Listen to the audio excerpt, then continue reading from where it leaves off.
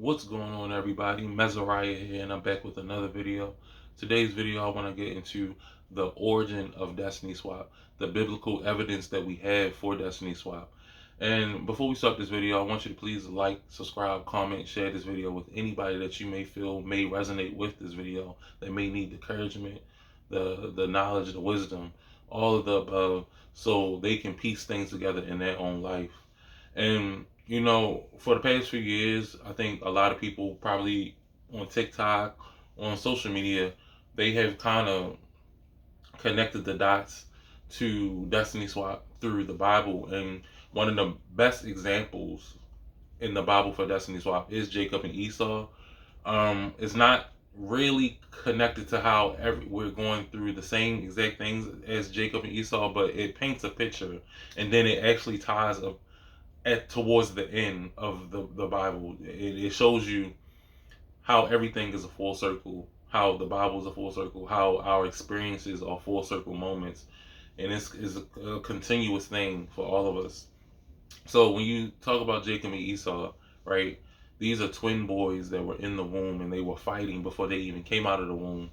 And it was prophesied that Jacob would have the blessings. He would be under the covenant. He would be, the youngest that came out after Esau. And and it was prophesied that the youngest would carry the blessings and be under the covenant of God's chosen people. And then we read that Esau was leading up to receiving that covenant and those blessings, but he wound up not getting it because he sold his birthright for food. And I want you to keep that in mind, because that's really important. Um, a lot of people look at Jacob as the one that stole Esau's birthright, and I can understand why they look at it like that, because of how it played out. But that's the main point. It played out that way because, whatever reason it played out that way. But just because it played out a certain way doesn't mean it's necessarily true. So, yes, Jacob um, tricked his father into receiving the blessing.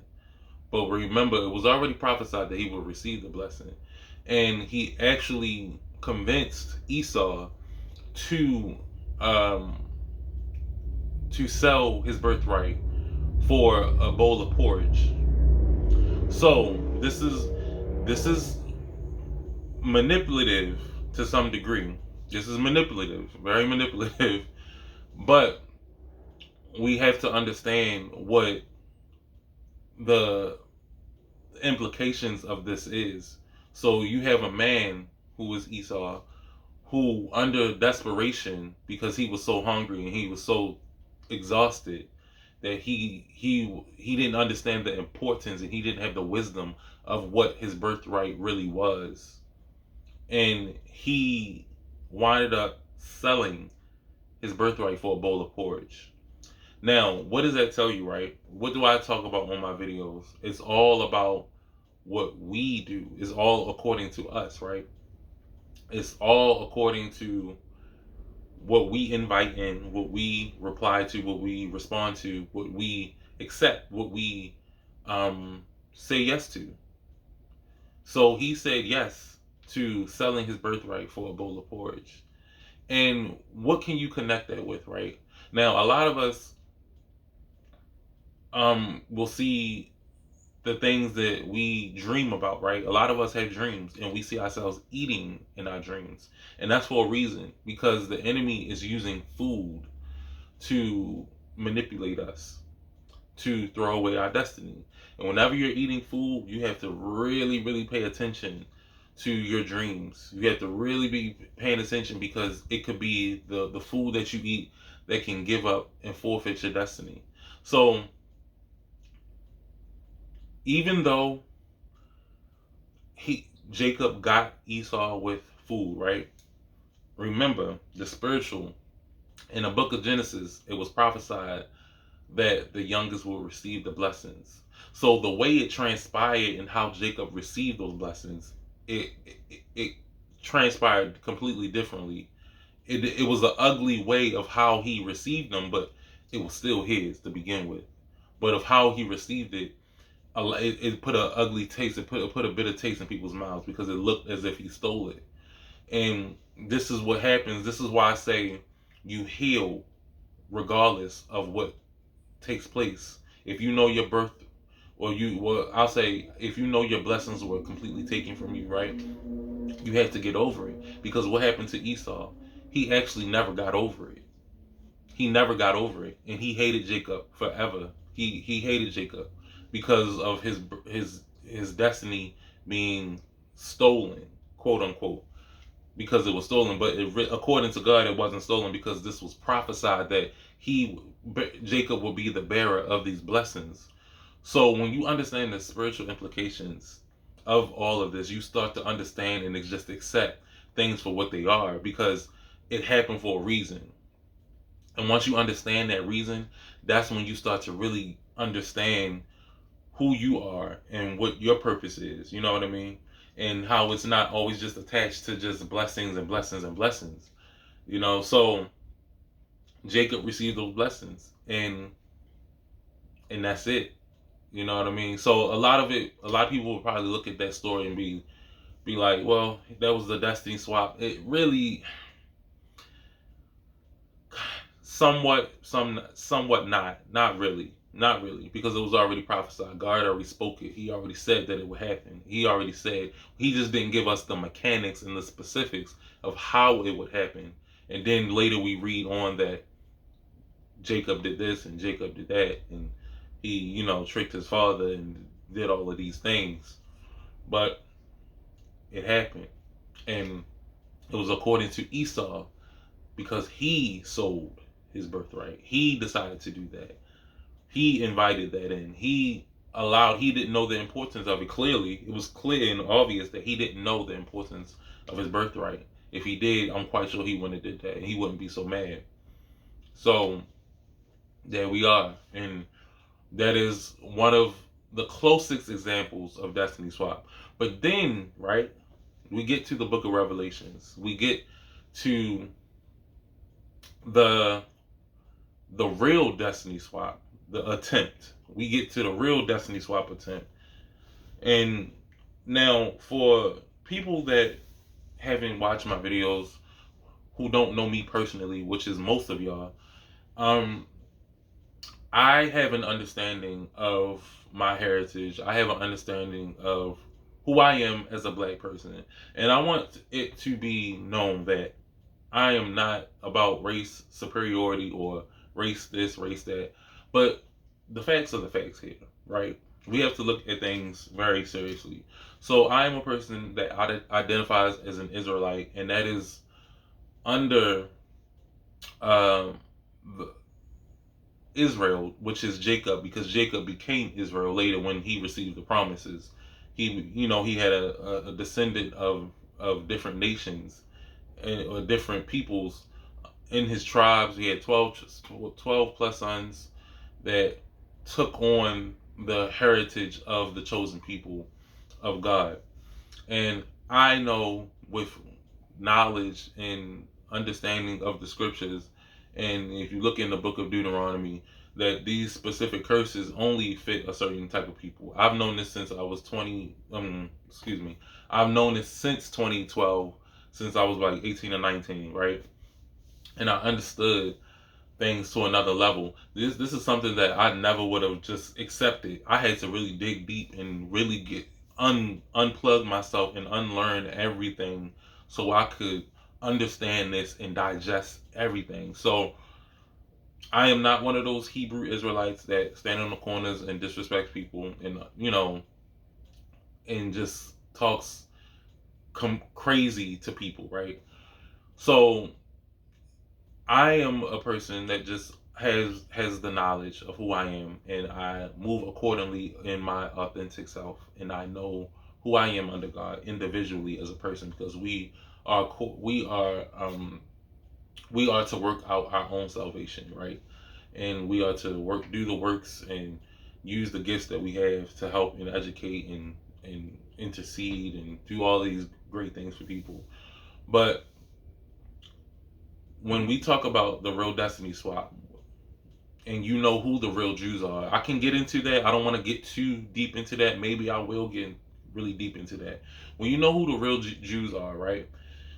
And you look at the Jews that have been claiming they are Jews, which are the more so white looking Jews that we see today that have been saying that they are the Jews, and they've been saying that for centuries now, for decades, well, centuries, more than decades. But it it's a humbling thing to just really digest all of these things and understand that the people in the Bible looked a particular way.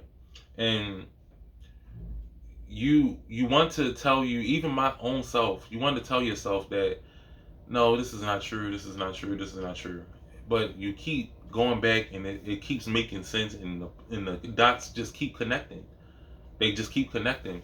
And this is something that when I was 18 or 19, I didn't even want to believe myself, because I'm like, me? The people in the Bible look like me? Hey, so when you go to Revelation, it says plainly, right? Revelations 2:9. A lot of people know this Bible verse, and they understand and how it can apply, right? It says, I know thy works in tribulation and poverty, but thou art rich, and I know the blasphemy of them which say they are Jews and are not, but are the synagogue of Satan. So when we sit and digest that verse, right? I just want you to sit with that. For people that haven't read that verse, don't know anything about that verse, that's a very important verse that ran through my head for years. And it helped me understand a lot of prophecy and prophetic things. And I didn't understand that. It made me realize how real God was, basically. Because here we have a group of people calling themselves Jews in this world. You know what I mean? There's only one group of people that are widely spread calling themselves Jews, which are the people that have whiter skin than most.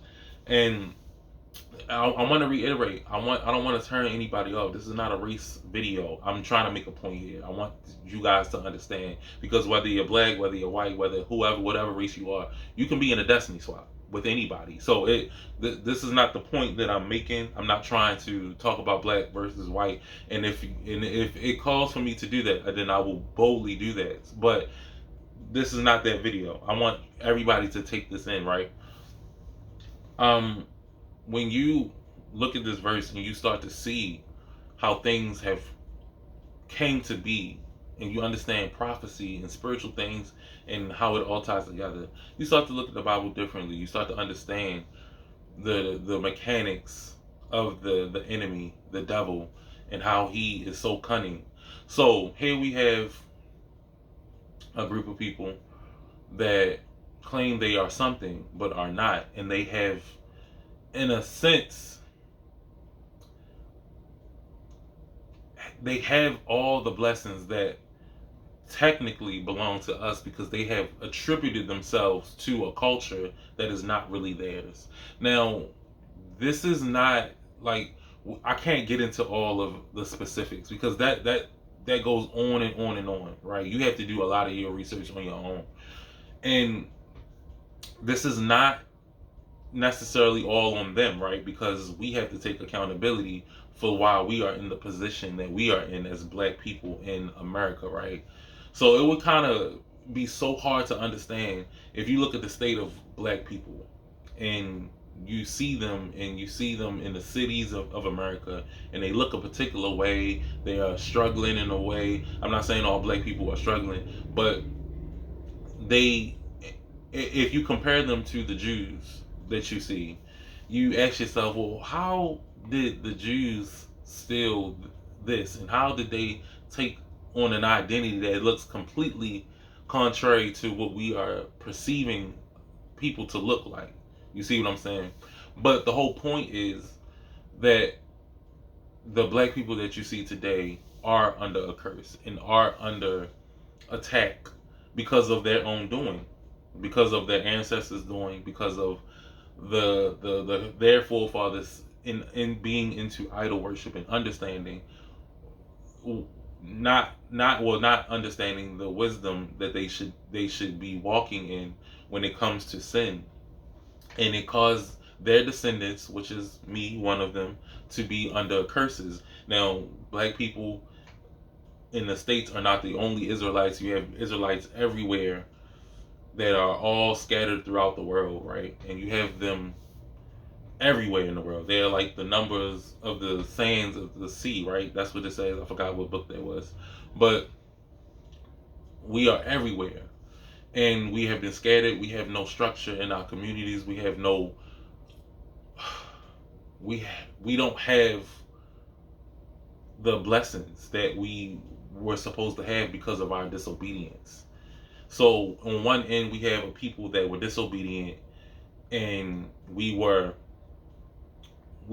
disobeying, and we were rebellious against God, against Yah, his chosen people. That's always how it went in the Bible. If you understood the Israelites, they always went back and forth with God. They were rebellious, they were obedient, rebellious, obedient, rebellious, rebellious, rebellious, rebellious. It was like a never ending cycle. They just kept messing up, kept messing up. And we were still his people. God never forsake his people. He never had forsaken us, because he made that covenant with us, and he told us who we were. And he stood on his word. We didn't stand on our word. So we have one group of people that were disobedient and rebellious and all of that, right? And then you have another group of people who didn't have a covenant with Yah. Now, I'm not saying that anybody that is another race can't have a covenant with God. You can have a covenant with God, but at the end of the day, God has one chosen people, and they did look a particular way because these people were a nation. We have to remember that these people were one nation. So one nation of people were going to look similar to each other. You see what I'm saying? It was nothing but nations in the Bible. You can be a child of God and not be an Israelite, because salvation is for all. So then you have this other group of people that were looking at these people and saying, these are God's chosen people. Now, the descendants of these people probably don't even realize that these are God's chosen people now. Now that it's been centuries and centuries, they probably don't realize that these are God's chosen people. Now, back then, I'm quite sure they did know, and they took on something that wasn't theirs. Do you see what I'm saying? So for centuries, they had lied and manipulated the world into thinking that whatever is over here belongs to them. They have stolen. Whether or not they were under curses or not, they chose to steal. Remember, I gave that analogy in my other video. I said, it's up to you. If you have a door wide open, which these people on this side have a door wide open because of the curses and all of the things that they are being afflicted, their door is wide open. So these people over here have all the reason to come in and to steal. But these people over here still decide to steal. They decided to steal a culture, identity, well, I wouldn't even say the blessings per se, but you can cause yourself to receive the blessings of someone else because of the identity that you have taken. You see what I'm saying? This is more of a destiny swap than Jacob and Esau, because at the end of the day, they couldn't claim anything over here that these people could. Do you follow me? So this is one of the biggest destiny swaps that you will ever see in history. One of the most semi-successful destiny swaps that you will ever see, because at the end of the day, these people still have a heritage. They just don't know that they have a heritage. The curses were so obvious and so blatant on these people that they were so obvious and blatant that what am I even trying to say? I forgot what I was trying to say. But these people still have the heritage. These people still have the heritage. No matter how much they have gone through, they still have the covenant. They still have, God never gave the blessing to a whole nother group of people. Understand that he still has his people, he still loves his people, and he still loves you if you're on whatever race, if you are a believer in God. And yeah, so I want people to understand this is the biggest examples of destiny swap. This is like the biggest destiny swap that you will ever see in history. This goes on for centuries, and you have to understand this is beyond me and you, right? When you see an example like this is beyond me and you, and that's what I had to understand. This is bigger than all of us. That's what made me move on. That's what made me forgive and allow me to see that none of these earthly things matter. So I used wisdom. So if this is happening to a group of people on a worldly basis, on a national basis, an international basis, then who am I to sit here and not get over it? Who am I if I'm going through it individually in a destiny swap? If I'm going through that individually, then clearly I'm not that important if the whole world, if two large groups of people are going through it together or opposing each other, excuse me. Do you understand what I'm saying? So I'm just a little speck in this sea full of problems, to sea full of the same situation that I'm going through, just on a bigger scale. You see? So there's nothing to even not let go. You have to let it go. You have to be able to say, you know what? This is bigger than me. And then when you realize that this happens on a grander scale every single day, you realize that you're not the only one. You realize that you're not the one that's just taking all these problems and these issues. So many of us have gone through these things, and so many of us are still going through these things. So when you understand stories like that, when you think about Jacob and Esau, and then you think about real Jew, fake Jew, this is not to offend anybody that identifies as a Jew that is white. This is just an example. It shows you throughout the Bible what certain people look like and what complexion they were. The evidence is damning. I don't know who is of another race that has done research and they realized that everything was a lie. Where were you when you realized that everything was a lie? That almost everything that you read or you've learned is a lie. I was 18 years old, 2012, going on 19, and I realized that everything was a lie. I had been lied to about everything. I turned my TV off. I was in college. I turned my TV off for weeks, and I could barely sleep because the evidence was so overwhelming. I was learning every day, renewing my mind every day, and understanding that this world is bigger than us, clearly.